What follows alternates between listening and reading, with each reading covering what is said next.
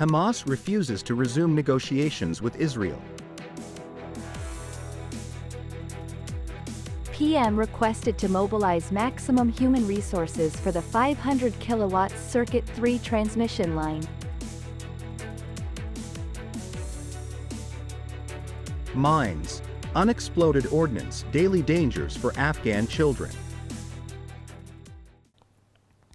Hello everyone, you are watching today's news on NTV channel. My name is Thành. Let's get started. Hamas official Osama Hamdan has stated that new negotiations with Israel are unnecessary, despite reports in Israeli media about plans to restart Gaza truce talks. In a phone interview with Al Jazeera on May 25, Hamas official Osama Hamdan said that the immediate requirement is for Israel to withdraw from the Gaza Strip and for all aggression to stop. There is no guarantee that Israel will accept new proposals to go to negotiations if there are no serious guarantees. This means giving Israel more time to continue the aggression.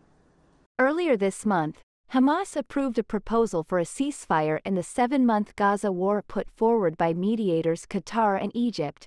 However, Israel said the proposal falls short of their demands. Hamas has insisted that it is not willing to accept only a temporary ceasefire, but that an end to the fighting has to be permanent. Israel has insisted that the war will not end before its goals are met, including the total defeat of Hamas. On May 26, the summit between South Korea, Japan, and China opened in Seoul. The conference is expected to be an opportunity to restore trilateral cooperation. South Korean Deputy National Security Advisor Kim Tae-hyo said that President Yoon Suk-yeol and Chinese Prime Minister Li Chang and Japanese Prime Minister Kishida Fumio will focus on discussing 6 areas including economic cooperation and trade, sustainable development, health issues, science and technology, safety and disaster management, people-to-people exchanges, and the conference will issue a joint statement. In addition, the leaders plan to discuss international and regional issues, as well as meet businessmen and attend business forums.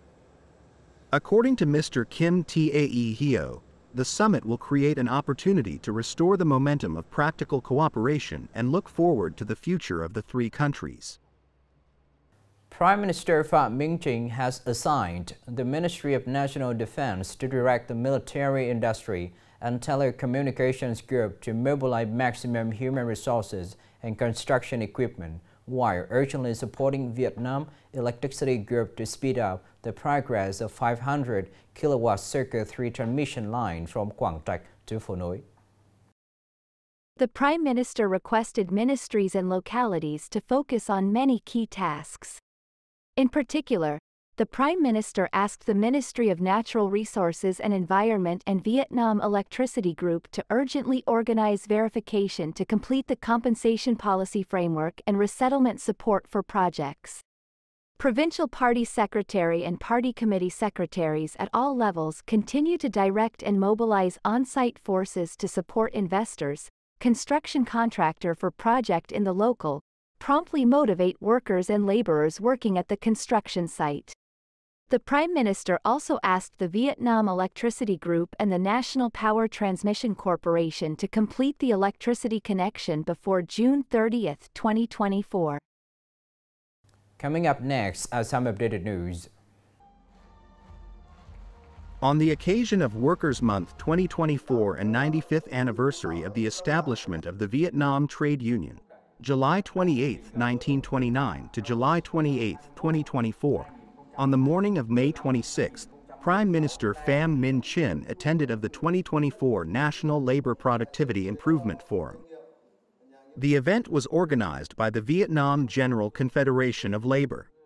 The forum is an opportunity for members of trade unions, civil servants, employees, workers, experts, managers, and business owners to exchange and discuss the current situation, reasons, and bottlenecks of labor productivity in Vietnam, and propose solutions to promote the growth in labor productivity in the country.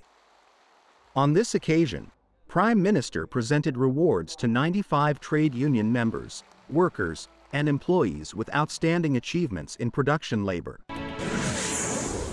Honora, a widely admired knockabout comedy about a New York strip club dancer, Mikey Madison, and her impulsive affair with a Russian oligarch's wealthy son, Mark Edelstein, has won the Palme d'Or, the most prestigious award of the Cannes Film Festival.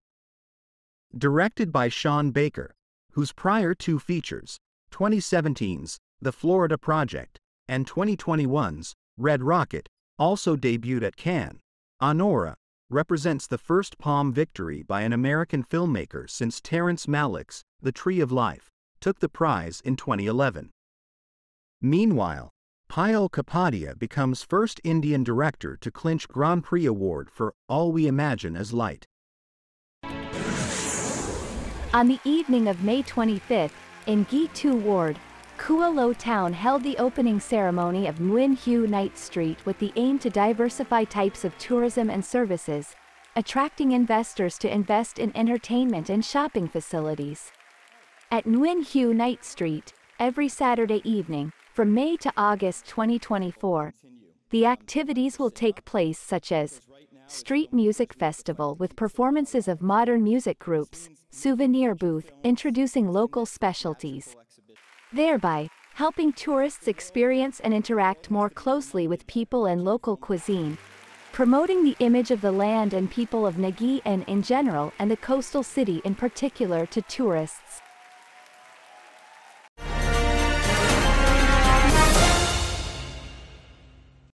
Since the Taliban authorities ended their insurgencies and ousted the Western-backed government in 2021, Afghan people have been able to return to fairs, schools, and roads.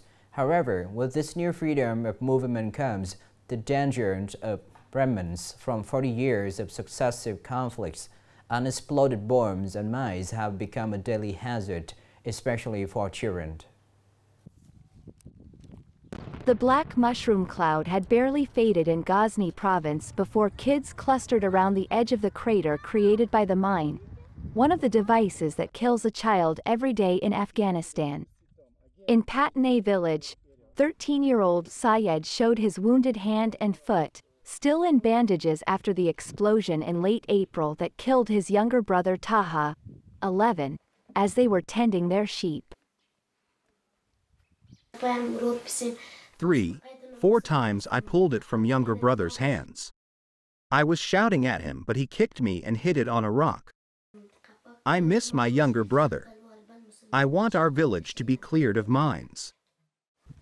The village of Nokordak, nestled in a bucolic valley, lost 2 children in late April.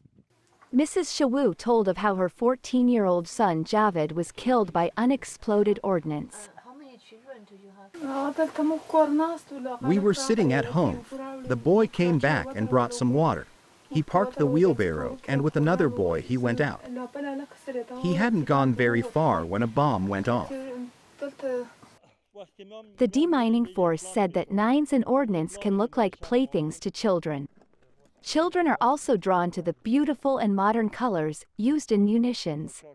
Some colors are also deceiving, such as golden-topped ammunition that can look like precious metal to people hunting for scrap to sell in the impoverished country. The children usually think it might be gold, and they hit it with a stone or a hammer to take the top part. But we have a de facto authority that wants... The biggest cause of injury is from playing, and that is playing with things that people find lying around on the ground, which happen to be explosive remnants of war. According to UN figures, nearly 900 people were killed or wounded by leftover munitions from January 2023 to April this year alone. Most of them were children. The mine clearance began in Afghanistan as early as 1988, but, over decades of wars, the country has been re-infested with mines and ordnance. This is the end of the show today. Thank you for watching.